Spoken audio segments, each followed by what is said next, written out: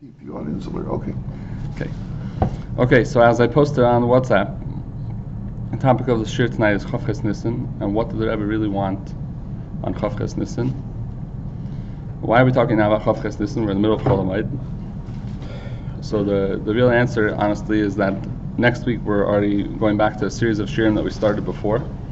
I see we have some new faces, so I'll just tell you quickly. We started a series of shirim where we're trying to develop a real longing for Mashiach based on actually practically envisioning what is the day-to-day life going to be like when Mashiach comes, and investigating sources. What are we going to do about food? What are we going to do during the day? We're not going to have to work anymore, so what's going to be with that? And actually looking at what's our life going to be like and trying to get more excited about Mashiach based on that very practical sort of vision of the Geula. So that's the public service announcement for new faces who want to come back next week. Okay, but I realized that if we're going back to that next week, we're not going to have time to talk about Chof-Ches Nissan. So we're going to do it now. But the real reason why we should be talking about Chof-Ches Nissan, even if it weren't, what? What is Chof-Ches Nissan is a date. Chof-Ches I know, Nissan. but what is Okay, it we'll talk about it. We're going to talk about it soon. It's a famous sicha. So the real reason we should talk about it, even if it weren't Nissan at all right now, is because this is the type of sicha that it's not something that we should remind ourselves once a year that, you remember that time, however many years ago, that the Rebbe came out and he told us he did everything he could to bring Mashiach, and now you do everything you could do? Yeah, I remember that. Okay, that's very inspiring. And then a few weeks go by and you don't think about it again until the next year. That should not be the approach to Chof-Ches Nissan. So really it would be kedai to have a shir and a farbrengen or whatever and talk about this sicha at any time of the year. Okay, so what is the sicha famous for? I kind of just spoiled it, but everybody tell me, what words is the sicha famous for? The Rebbe did all he could. Mashiach.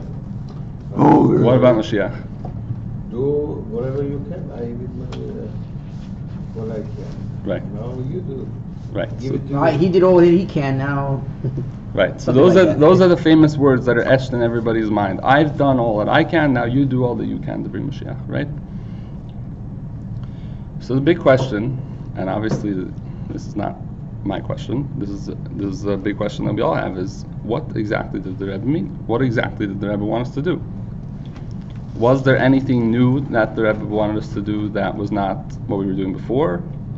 Or did they just want us to do a better job of the same thing? Or how do we look at that charge to do all we can to bring Mashiach? Right? So I've heard some different approaches to this, and I think all of them have validity. So I'm just going to go over some ways that I've heard in the larger community people approach this question, and I think probably you'll have heard most of them before, if not all of them.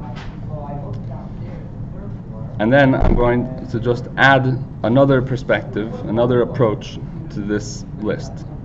Okay, so one approach that I've heard is probably the most common is there are certain kisvei yad, which means notes that the Rebbe wrote after the sicha, because people heard the sicha and they were very, what does the Rebbe want us to do? And people wrote into the Rebbe that they had ideas and whatever. There's different things that the Rebbe responded to people. And so you can see the Rebbe said the sicha, and someone sent in a letter or a note to the Rebbe, and the Rebbe wrote whatever the Rebbe wrote. So it's not in any sichas, but you could look at the kisvei yad and see what the Rebbe wrote. So that's one approach to trying to figure out what the Rebbe wanted. Another approach that I've heard at least one major mashpia point out is that a few years before, so the sicha of Chof-Ches Nissan was in the year Tafshin and Aleph. A few years before, in the sicha of Purim Tafshin Mem Zayin, the Rebbe said very, very similar words. One of the things the Rebbe said over there is that after all of the kitzim and all of the avodah, and the Rebbe says that even the Rebbe made kitzim, there was a kitz for L'chutei Torah, Tafshin Samach Vav was a kitz. The Friedrich Rebbe made a kitz. It's very interesting. The Rebbe in some of the sichas in Mem Zayin refers to L'alter L'tshuva L'alter L'geula as a kitz, which a kitz is a date that someone predicts as a date, which is interesting because the Friedrich Rebbe didn't really say like a date, like this is the year that Mashiach is going to come. He said L'alter L'tshuva L'alter L'geula, and the Rebbe calls it a kitz over there. And the Rebbe says, after all of that, how could it be Mashiach still didn't come? And the Rebbe says he was miyageya, he put effort into figuring out an answer to this question, which is very fascinating if you imagine. What does it mean for someone with a mind like the Rebbe to put effort into figuring out the answer to that question? You know, and the Rebbe actually says that in the Farbrengen, I put effort into figuring out the answer, And the answer that I came up with is that, meaning that the Rebbe came up with, is that this matter has passed from the Nasi to the Koil. In other words, we know that the pasuk on Nasi or Koil, right? That the whole Jewish people is very connected to the Nasi. The Rebbe says it passed over from the Nasi to the Koil, which is very similar to what it says in Chof-Ches Nissan. I've done all I can. Now I'm giving it over to you. You do all you can. It sounds like the same idea. Okay, and in that Farbrengen, it's a whole Farbrengen. It's much longer than the sicha of Chof-Ches Nissan. So that's another approach to figuring out perhaps what the Rebbe wanted on Chof-Ches Nissan. Look at that Farbrengen where the Rebbe said something very similar and spoke much more about Arichas, and try to get an idea from that Farbrengen. Okay, and another approach that I've heard is to look at Chof-Ches Nissan as the beginning of a new Tekufa. Like from that sicha, it's a new time period in the Rebbe's Nesias, and from then on everything is different, and there's new herois and new perspective, right? And that basically, what that comes out to practically, is to put a lot of emphasis on the sichas and the maimarim of Tafshin and Alf and Tafshin and Beis, right? When I say the maimarim of the Alf and Beis, the Rebbe didn't say maimarim in the Alf and Beis, but the Rebbe was Magia maimarim, and it ended up being a sefer maimarim look at Chelik Hey and Chelik Vav. Chelik Hey is Tafshin and Alf, Chelik Vav is Tafshin and Beis. So those are the maimarim that the Rebbe was giving out at that time. So people talk about that also. Okay, so are all these approaches pretty familiar? This probably was not major chidushim to most people, right? We know there's people that emphasize the Alf and Beis, and we probably have heard of the Kisvei Yad. Maybe the Purim Tavshim Mem Zayin is a little less known. And I think, like I said before, I think all of these are valid approaches. But I want to add something that maybe I'm off, I don't know, it's just my own insight. I never heard it from any holy people or whatever. But I want to share an approach that's based on looking carefully at the words of the sicha of Chof-Ches Nissan itself. And specifically to look at the complaints in the sicha and basically take the things that the Rebbe complained about and sort of reverse engineer them and say, oh, so if the Rebbe is complaining about this, so that means the Rebbe wants it to look like that, the opposite of that, right? So if we look at the Rebbe's complaints, which is basically one ois of the sicha, we can get a few ideas about at least some of the things that the Rebbe wanted, which is not to exclude anything else from the other approaches, but it's just to add, and I think it's a very logical and very grounded approach to this whole thing. Okay, so what we're going to do is learn just one ois of the sicha inside, which is ois vav. I'm sorry I don't have enough copies for everyone, so if there's farm around the Tafshin and Alf, or if people want to share, basically my copy machine just wasn't working well, so we're going to learn it inside, and I'm going to point out 4 points where I think you can take what the Rebbe is saying and turn it around into a practical instruction for us. So we're going to learn ois vav. Basically, ois is Alf through Hey. The Rebbe spends the whole sicha talking about how Chof-Ches Nissan, Tafshin and Alf is a day which is deeply connected to the Gula because of the year, because of the month, because of the day of the month, because of the day of the week, because of where we're holding in Sfira So Omer, because of the parsha that we're reading. Everything you could think of about that date, the Rebbe says, even the days before it, Chav Zayin Nissan, and the days coming afterwards, that it goes into Erev Rosh Chodesh and Rosh Chodesh and Beis Iyar, and the Rebbe connects it all and says like this. The Rebbe makes you feel like this is like the most auspicious day for the Geula that's ever been. Of course, in other sichos, the Rebbe will do the same thing to the other dates. So that's a farbrengen for itself. What exactly is going on over there? Why does the Rebbe seem to be able to take every single day and prove to you that it's the best day ever for Mashiach to come? But anyway, that's the structure of the sicha. We could speculate more about that detail if we have time at the end. But so we're going to learn inside ois vav, which is after that part of the sicha, and we'll see that the Rebbe is complaining about certain things. And like I said, we're going to take the complaints and try to spin them around into a hira or a perspective or something practical for us. Okay, so we're going to read inside. Ois vav. So the Rebbe says, "Api ha'amar le'il al derech hagashas inyan haga'ula b'miyuchad b'zman zeh." So according to what was said above about the emphasis on Geula, that's especially in this time, like we're just saying, how Chof-Ches Nissan, the Rebbe establishes a day connected to Geula. Mis'eireres Tamiya hachi gedayla. So there arises a Tamiya, a question, like a wonder, a very big wonder. And the Rebbe puts this in italics. Hayitachin shemibli habed al kol ha'inyanim how is it possible that notwithstanding all of the things, meaning that is a little ambiguous, meaning it could be all the things we've done or all of the auspiciousness of the time or something like that. So adayin le'palu bias Mashiach tzikenu b'pel mamish, we still have not affected or brought about the coming of Mashiach b'pel mamish. Davar she'enei muvan klal uklal. This is something which is not understood at all. So for those who have the photocopies, you see my notes there, I put number 1. So this is number 1. The Rebbe is saying a perspective here. The Rebbe's perspective is, how could it be that after everything, after the year and after all the auspiciousness of the time and after all the avodah that the Jewish people have done throughout the time of Golus, which is connected to the year, Tafshin and Aleph, by the way. So after all of that, Mashiach didn't come. This is impossible. This does not make any sense. Now that's a perspective that a person could ask themselves. A person could ask himself, do I have that perspective? Do I feel that the Jewish people have really done a lot and we really should have accomplished the job by now, and it's strange that Mashiach's not here? Because sometimes a person could have a perspective, theoretically, I'm sure nobody thinks this way, but a person could have the perspective that, the Jewish people are kind of a mess right now, and we have a long way to go before Mashiach's going to come, right? Theoretically, a person could have that perspective. So apparently, that's not the Rebbe's perspective over here, because the Rebbe is saying, how could it be after everything, the Mashiach still didn't come? It's not understood. What's everything? So I'm saying, probably I would interpret it a combination of all of the avodah that we've done with Zman HaGolus. That's something that's more clear in other sichas than is over here. And also, the Rebbe is saying how auspicious the time is of Chof-Ches Nissan. What were you saying? This is not what we did, but what the Rebbe did also. What the Rebbe did also, for sure.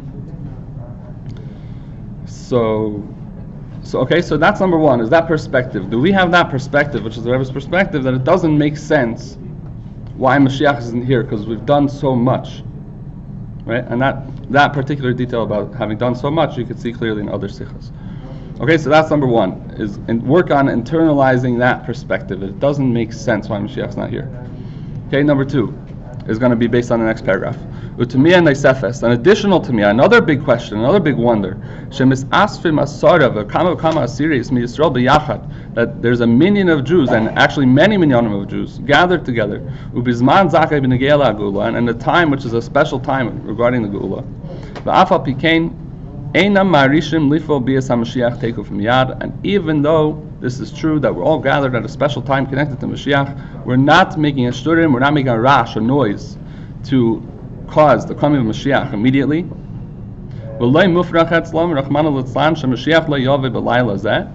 And it's not impossible in the minds of the Yidden who are gathered here, right, that the Rebbe is talking about.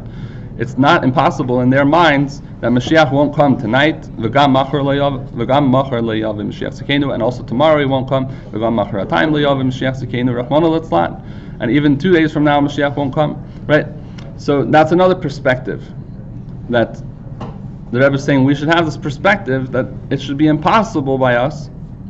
But again, we're reverse engineering. The Rebbe is saying, how could it be that these Yidden don't have the perspective that it's impossible for Mashiach not to come in the next night or 2 nights or whatever? So our perspective should be, right, that Mashiach has to come now, which is very related to the first one, right? The first one is, how could it be Mashiach didn't come yet? And the second one is, Mashiach for sure has to come immediately, so those two are connected. Meaning, if it doesn't make sense why Mashiach's not here, so naturally I should expect him to be coming, because what makes sense is for him to have been here already. So how much more so it makes sense for him to come now? Yeah, you with me? There's also another thing here about Eina Marishim. I kind of grouped them together as number 2. Really, if you wanted, you could split it into 2 and 3. But Eina Marishim means we're not making a shturim, we're not making a noise, we're not fired up that this is what we have to do to bring Mashiach now. Okay, so I would compare this Yesh Leimer B'derech Efsher to the story that's or the statement that's about the Mittler Rebbe, that the Mittler Rebbe wanted that when 2 Chassidim meet in the street, they should talk about Yichud Ilah and Yichud Tata, right? Or Arich and Atik, right? So what does that mean? What did the Mittler Rebbe want? Did he want that people, I ran to a Yid, I better think of something to say about Das Tachten and Das Elyon. Let me think of something and then I'll go talk to him about it. No, he wanted that you're so about that, your life is so about that when you run into a Yid, automatic, that's the topic of conversation, right? And he wanted the whole community to be like that. So any 2 Yidden who run into each other, that's what they speak about, right? It's deep chassidus. So the Rebbe is saying, in my understanding, something similar over here. How could it be Yidden are gathered and they're not making a shtur and we have to bring Mashiach now? So what does that mean? It means the Rebbe wants us to be in a mindset, right, that we have to bring Mashiach now. And if I run into another Yid, we should both be in the mindset that we have to bring Mashiach now. We're talking, hey, what could we do? You know, we never spoke before, really. What kind of pa'ulas could we do? Or do you have any ideas? You know, that should be where the conversation is. Because we're so, and again, not out of Kabbalah Sale, but that's really what we're concerned about, right? So this takes work for a person to work on themselves to become that way, right? So that's another practical thing that we can take out of the Rebbe's taina over here, right? The Rebbe's complaint. Okay, now the next paragraph is going to be number 3. So the Rebbe says, even when we do cry out ad Mosai, this is because of a command, because someone's commanding you to say ad Mosai. But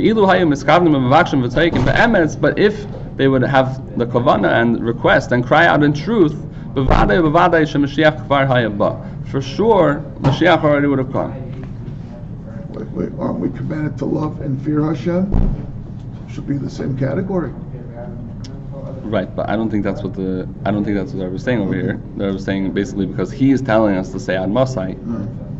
Meaning an obligation in Torah. Of course, we do it because it's an obligation in Torah. But your ava and yira is a feeling. You work to develop that feeling until it really is your feeling.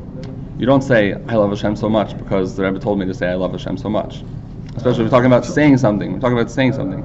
Ad Mosai, or even when we cry out ad Mosai, it's because somebody told me that I should say ad Mosai. Right? It's like if we were to say I love Hashem, so ideally we want you to say I love Hashem because you actually feel the love of Hashem that you actually want to express. Now why did you work on yourself to have that love of Hashem? Because you have an obligation to do so. So the same thing over here. You have an obligation to work on yourself to have a tzipiyah, right? Right? You have that obligation, but once you have that obligation, so the obligation is to internalize it to such an extent that it comes out naturally, right? So that's what the Rebbe is saying over here. He wants us not to say ad Mosai because of a command, but because we internalize it to the extent that we really feel ad Mosai. Why are we still in Golus? And how much longer is it going to take already? How much longer does this have to last? Right? He wants us to feel that. Okay, we're running out of time. That takes us to number 4, and you'll see how number 4 kind of ties the other ones together. So these are the famous words. At least some of them are famous. So the Rebbe says, "Ma oidi chayleini lasais." What more can I do? Kidei shekol b'nei Yisrael yarishu v'yitzaku be'emes v'yifalu l'havi Mashiach b'poel. What else can I do in order to get the whole Jewish people to make a rash, to make a noise, and to cry out in truth, and cause Mashiach to come? So we usually remember the part, I've done everything I could do, now you do everything you could do. But the Rebbe is actually saying here, if you read it carefully, and if you have my notes, you see I underlined it. In other words, the Rebbe is saying what his goal was. What was he trying to do? He's saying, what more can I do to accomplish this goal of getting the whole Jewish people to cry out and to make noise about Mashiach, right? Right, and to do so be'emes. So if you look back at the last paragraph, be'emes and mipit tzivui, the Rebbe says are opposites. The Rebbe says you're doing it because of a command, but if you would do it be'emes, right, then Mashiach would have come. So what does that mean? Be'emes means the opposite of command. Right. So the Rebbe is saying over here, what more can I do to get the whole Jewish people to cry out be'emes? Right. So what more can I do to inspire the whole Jewish people to feel sincerely and internally and in their own lives, in their own emotions, that this is what's important, and to cry out and say, we have to bring Mashiach now and on Masai. So if you see that that's what the Rebbe is saying is his goal, and the Rebbe is frustrated, and the Rebbe is saying, what more can I do to accomplish this goal? So as a chassid of the Rebbe, I should say to myself, you know what? I could make that my goal. That's what the Rebbe is saying is his goal, is to get the whole Jewish people inspired about Mashiach. So my goal is to get the whole Jewish people inspired about Mashiach and get people to cry out mit and emes, and that they really want Mashiach, not because someone told them to, but because they understand why and they really feel it. Right? You see the logic? If the Rebbe is complaining that he's saying that that's his goal and that's what he's trying to do, and it didn't work, and now he's giving it over to us. So that means that's my goal. So that means each of us can learn from this, basically to summarize, 4 points. That one, the Rebbe's perspective is that it makes no sense that Mashiach is not here. So we have to make that our perspective also. It makes no sense that Mashiach is not already here. Number 2 is, how can it be that Yidden are gathered and the topic of conversation is not, we want Mashiach now and how do we bring Mashiach and what do we have to do to make it happen? Right? So we can work on it. So the practical step for us is, we can work on ourselves to come to a place where that's so important to us that when we speak to each other, that's the topic of conversation that comes out, just like the story with Mitchell Rebbe and the Yichud Tata. Okay, number 3, the complaint about Ad Masai, that we only say Ad Masai mipit zivui because the Rebbe told us to. So the opposite of that is to do it not because the Rebbe told us to, but because we understand why we're saying Ad Masai and we actually feel it sincerely, right? And number 4 is to see that the Rebbe's goal, the Rebbe is saying his goal is to get the whole Jewish people to cry out in this way, right? So as a chassid, a practical step for me is to make that my goal as well. So like I said, these are not the only things that I think come out of Chof-Ches Nissan. I think the other approaches have a lot to add to this as well. And I'll actually I see Mahar's not in a rush to start, so I'll just add one more point. If you look at the sichas in the 4 or 5 weeks after Chof-Ches Nissan, each one says clearly that it's behemshech to what was spoken about previously, puts a footnote, and says Chof-Ches Nissan. And sometimes it says, on the sicha of Tazrim Etzorah, it'll say behemshech to Chof-Ches Nissan and Parshas Shmini. And the one after that, it'll say behemshech to all of them. But the point is that those sichas in the weeks after Chof-Ches Nissan, the Rebbe is clearly saying is a continuation of what he said on Chof-Ches Nissan. So it shouldn't be a big mystery what the Rebbe wanted on Chof-Ches Nissan for a number of reasons. One, because you can see from the sicha itself, if you look carefully at the Rebbe's complaints. And 2, because the Rebbe said clearly that the following sichas he's continuing to build on what those tamiyas and those complaints and that frustration that he expressed on Chof-Ches Nissan. And in those sichas the Rebbe gives practical heirais. One of them is that the Derech HaYishara to bring Mashiach is through Limud in Yonei Gula Mashiach, which is why we're all here. And so in that schus, since it doesn't make sense why Mashiach didn't come until now, so for sure he should come now. Amen. What was the last time? 4?